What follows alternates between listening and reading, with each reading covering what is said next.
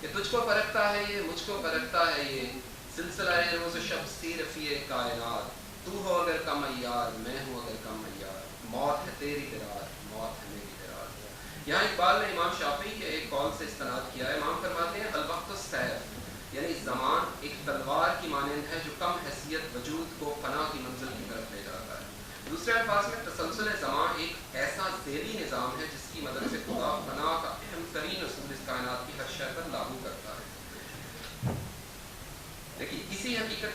لیکن اقبال کے نزدیک تسلسل زمان کی حیثیت زمان خالص کے اندر ایک ذیلی نظام سے بڑھ کر کچھ نہیں۔ اسی حقیقت کی طرف اگلے شعر میں اشارہ کرتے ہوئے کہتے ہیں تیرے شب و روز کی اور حقیقت ہے کیا، ایک زمانے کی رو جس میں نہ دن ہے نہ رات۔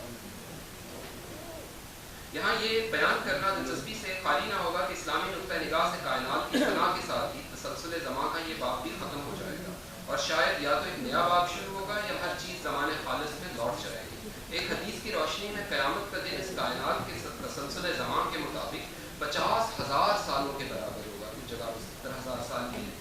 کچھ مفسرین کے مطابق 50,000 کا عدد محض فگر آف سپیچ ہے۔ ایام جاہلیت میں عرب 1000 سے بڑا عدد لا تعداد یا انفائنائٹ کے معنی میں استعمال کرتے تھے۔ اقبال اصول فنا اور تسلسل زمان کے باہمی تعلق کا ذکر کرنے کے بعد اپنے نظریہ زمان کا اہم ترین عنصر کاری کے سامنے رکھتے ہیں، ہے مگر اس نقش میں رنگے ثبات دوام جس کو کیا ہو کسی مرد خدا نے تمام۔ مرد خدا کا عمل عشق سے صاحب فروغ، عشق ہے اصل حیات موت ہے اس پر حرام۔ تم تو سبق سیر ہے گرچہ زمانے کی رو، عشق خود ایک سیل ہے سیل کو لیتا ہے۔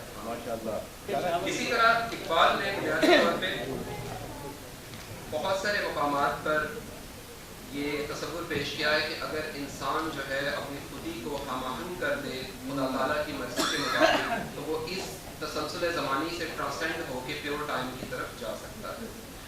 اس طرف خاص طور پہ میں اشارہ کروں گا اقبال کی جو تصنیف ہے جاوید نامہ، جہاں اقبال ایک عالم افلاک کی سیر پہ جاتے ہیں مولانا روم کے ساتھ، اور ان کے ساتھ وقت کا فرشتہ یا زمان کا فرشتہ زروان ہے جو ان کی مختلف مشاہیر مشرق و مغرب سے ان کی ملاقات کرواتا ہے۔ اقبال جب تعلیم کی غرض سے، یہ میں اختتامی صفحہ ہوگا، اقبال جب تعلیم کی غرض سے کیمبرج گئے تو فلسفہ کے مشہور استاد میک ٹیگرٹ سے آپ کو فلسفہ پڑھنے کا موقع ملا۔ میک ٹیگرٹ نے بھی زمان کے حوالے سے ایک نظریہ پیش کیا ہے۔ اقبال نے اس زمانے میں تصور زمان پر ایک مقالہ لکھا جس میں انہوں نے اسلامی نقطہ نگاہ سے اپنے فلسفہ زمان کی وضاحت کی۔ میک ٹیگرٹ نے اس پر تنقید کی تو اقبال نے اسے ناقص سمجھ کر ضائع کر دیا۔ بعد میں جب برکسوں کے اسے ایک نوعیت کے تصور زمان کی اشاعت ہوئی تو میک ٹیگرٹ کو اس مقالے کے اطراف پر افسوس ہوا۔ اقبال کو ان کے آخری سالوں میں آکسفورڈ یونیورسٹی کی طرف سے اپنی مرضی کے کسی موضوع پر لیکچر دینے کی دعوت دی۔ اقبال نے اس دعوت کو قبول کرتے ہوئے جو موضوع چنا اس کا عنوان فکر اسلامی میں زمان و مقام کا تصور تھا۔ اقبال اس موضوع سے بےحد دلچسپی رکھتے تھے اور اس ضمن میں ہندوستان کے جید علماء سے بھی تبادلہ خیال کیا۔ سید سلیمان ندوی کے نام خط میں لکھتے ہیں زمان و مکان اور حرکت کی بحث اس وقت فلسفے اور سائنس کے مباحث میں سب سے زیادہ اہم ہے۔ میری ایک مدت سے خواہش ہے کہ اسلامی حکماء اور صوفیاء کے نقطۂ نگاہ سے یورپ کو روشناس کرایا جائے۔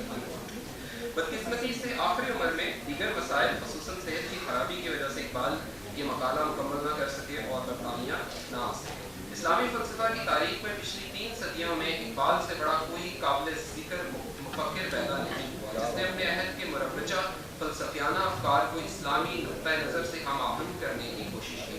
مغرب میں اسلامی فلسفہ پر چھپنے والی حالیہ کتابوں میں اقبال کے فلسفہ زمان کو ایک ایسی نہایت اہم کوشش کے طور پہ دیکھا جا رہا ہے جس میں جدید مغربی فکر کو اسلامی تصورات سے ہم آہنگ کیا گیا ہے۔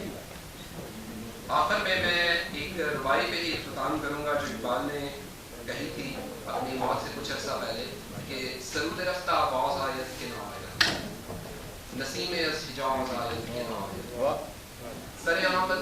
سرآمد روزگار این فقیر دیگر دانائے راز آیت کے نام